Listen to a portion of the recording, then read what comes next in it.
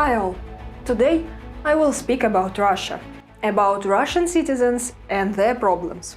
I understand, maybe this is not the best time to talk about the problems of Russians. There is country near Russia which has much more problems. Besides, these problems are because of Russia.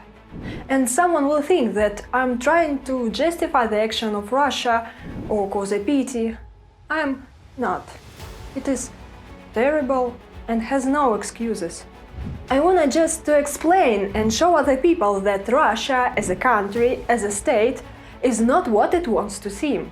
And Russian citizens are very, very different from the authorities in Russia. If you see one of the Russian cities, except Moscow and St. Petersburg, you will probably be very surprised. When you see CHITA, you may wanna ask, "Hey guys, why do you live like in Africa?" Sorry if some African is watching, but why do people throw garbage right out the window? Why they bury it in the pits in their yard? Why does the city in some places look like just a garbage dump? And you will hear the answer: the government has no money. Or in Khabarovsk or Arkhangelsk, you will ask, why do people live in rotten barracks or shacks, many of which were built after the Second World War, and some of them even before the war? These buildings are of flat construction, which were supposed to be temporary housing, 10 or maybe 20 years, no more. Why do people still live in these barracks? Why do they have no toilet and have to pee in a bucket and pour it outside? What's going on in a big city in 25th century? But the answer is no money. In the KRASNODAR territory, you will see new areas with a large number of high-rises. You will wonder why there are no asphalt roads, simply roads.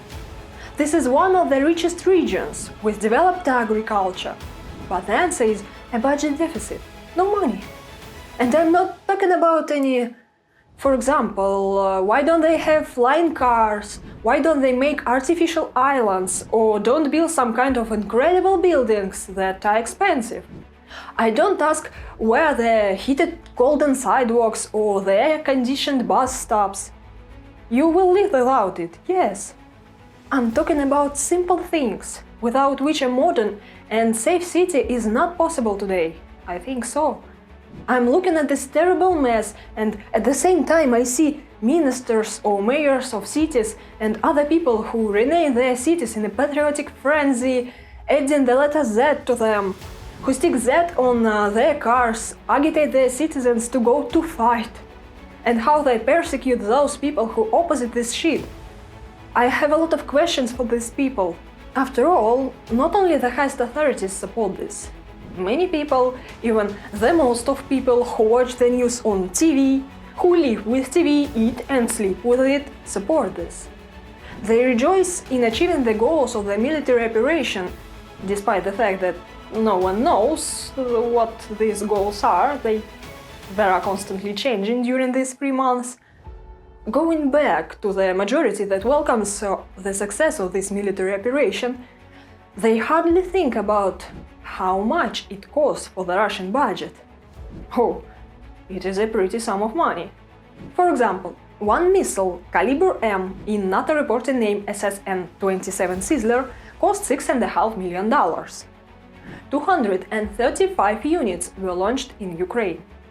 Forbes magazine estimated that by the end of April, Russia had launched 1,300 different missiles, worth $7.5 billion. This is more than the annual budget of any region of Russia, except of Moscow and St. Petersburg. The tank T-90S costs about $2.5 million. The upgraded T-90MS $4.5 million. How many of them were lost in Ukraine? We still have to find out. And this is besides counting other military equipment. We can talk about real losses approximately, because we don't know these losses, neither in equipment nor in manpower. Manpower. That's how priceless human lives are called in the military language. But although they are priceless, even they have their price. Mostly young men die.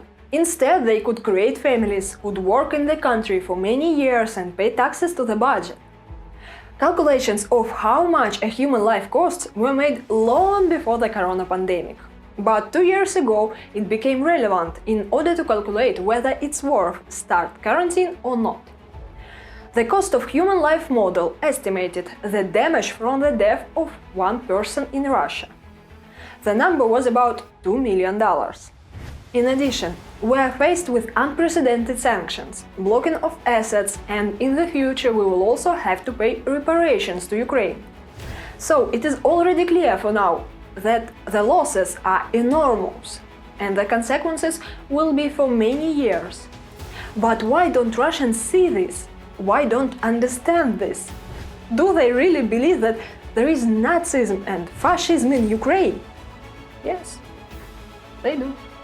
They really think that they are fighting against evil. But why? How it is possible?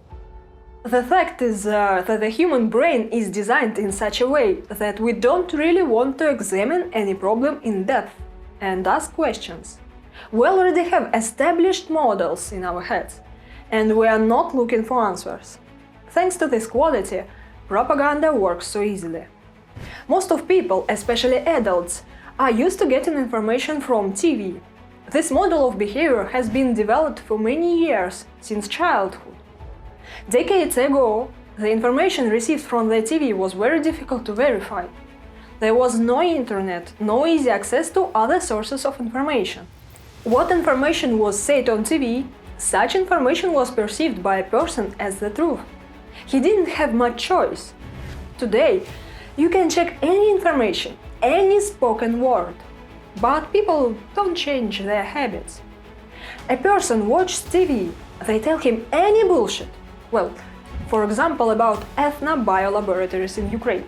Yes. And his brain, by default, perceives this information as reliable. Or propaganda hammered into their heads that NATO wanted to attack Russia. This information is also perceived as true.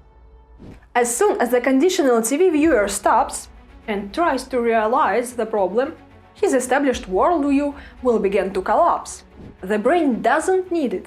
This is an additional and unnecessary stress for the body. This is our primitive defensive reaction. The brain will struggle. Because as soon as any viewer, any fan of talk shows starts asking questions and check information, the familiar picture of his world that has developed over the years of watching this eyewash will begin to collapse. The same thing happens in everyday life. Here's an example. People see the usual picture outside the window. They see their courtyard, their street, their city, especially when it is dirty. In Russia it means all autumn, winter and spring.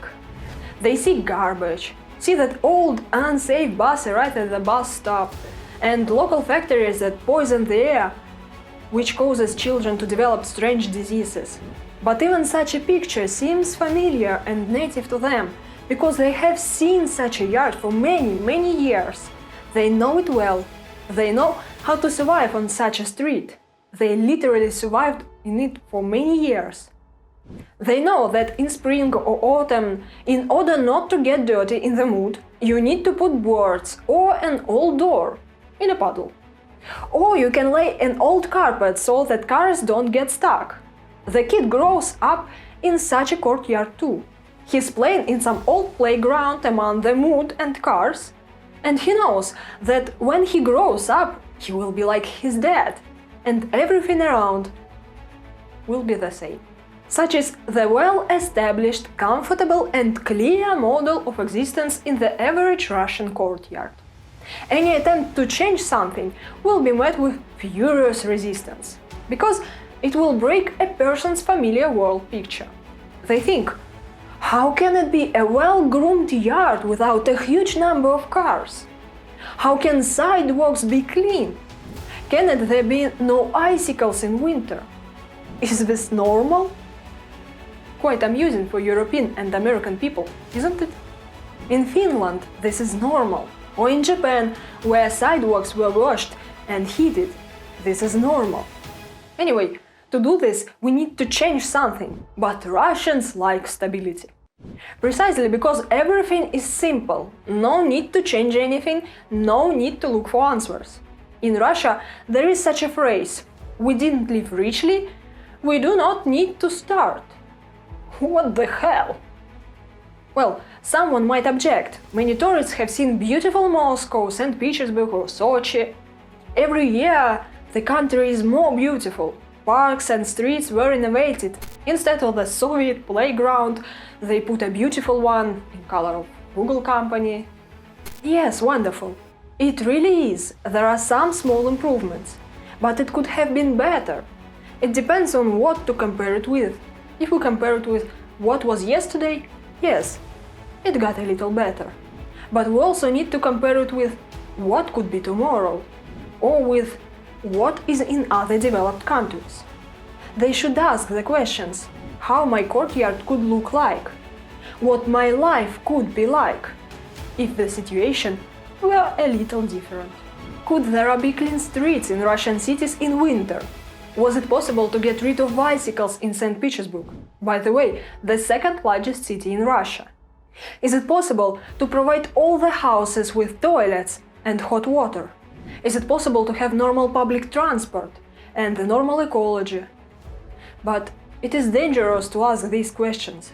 It will take them into the terrible reality of missed opportunities and destroy the familiar world picture.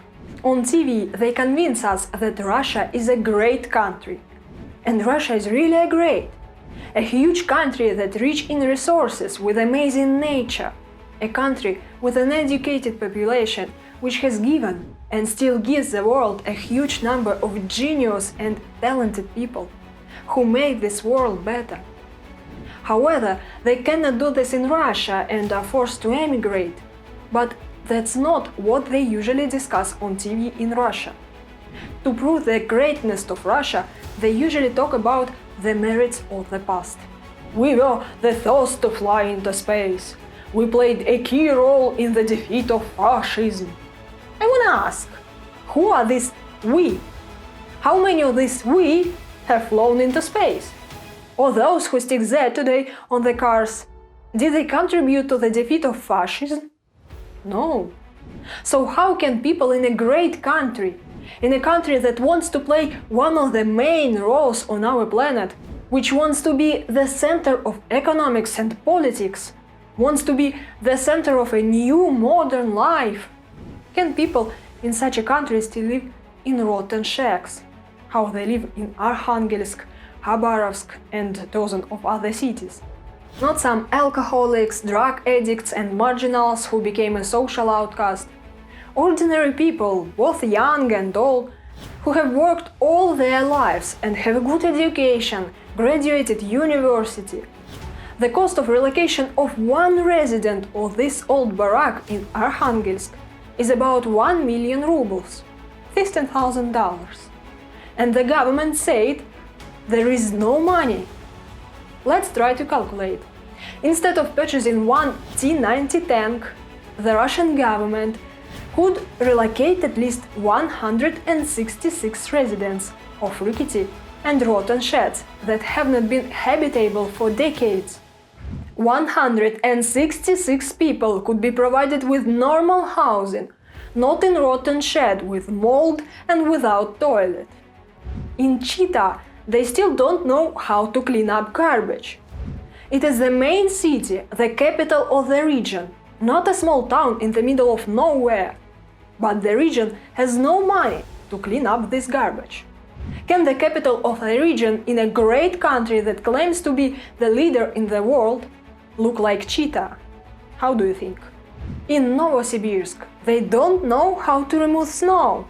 Every winter there is some kind of terror in the city. City with a population of more than 1 million people. There is also no money. People break their legs. Old people just can't go outside. They stay at home all winter because the roads and sidewalks are not cleaned. Can a country consider itself as a great country if a disabled person or just an old person can't leave home on their own? There is no any city in Russia where a person with special needs can live a full life. to go to the park, cafe or shop on their own. Such little things. Even in the center of Moscow, a disabled person will not be able to cross Tverskaya Street opposite the Moscow City Hall on his own. It's a shame. Can country be great if there are still many small and large cities without sewage treatment plants, and sewage merges into the seas and rivers? Where hectares of forest burn every year, and they are not extinguished because there is no money. Can country be great where we simply do not sort and recycle garbage? It is either stored at landfills, in forests and fields, or simply burned. Hazardous waste is discharged into rivers and lakes. Russians don't want to think about all these problems. It is much more pleasant to think that Russians are the heirs or the winners of the Second World War, not about why children die in a neighboring country.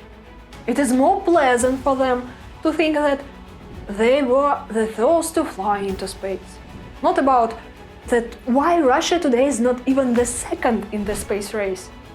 All these problems that I am talking about, and a large number of other problems, they can all be solved.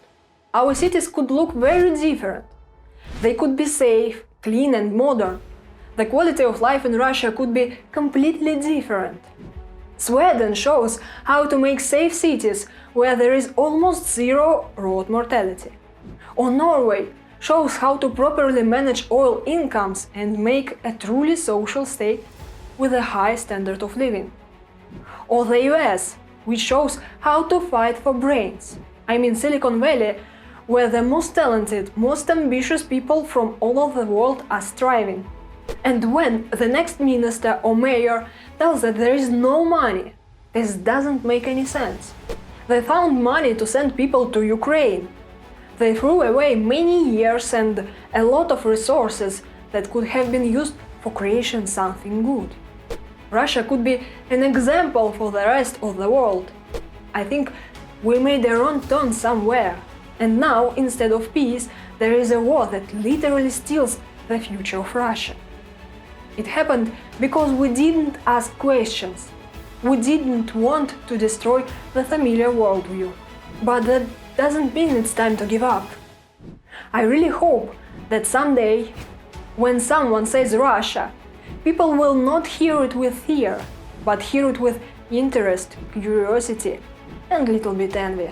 I hope that Russia, like many other authoritarian countries, will be able to surprise the world, not with missiles and tanks and captured territories, but with a high quality of life, with achievements in ecology, in science, with comfortable urban surroundings and taking care of people who live in this world.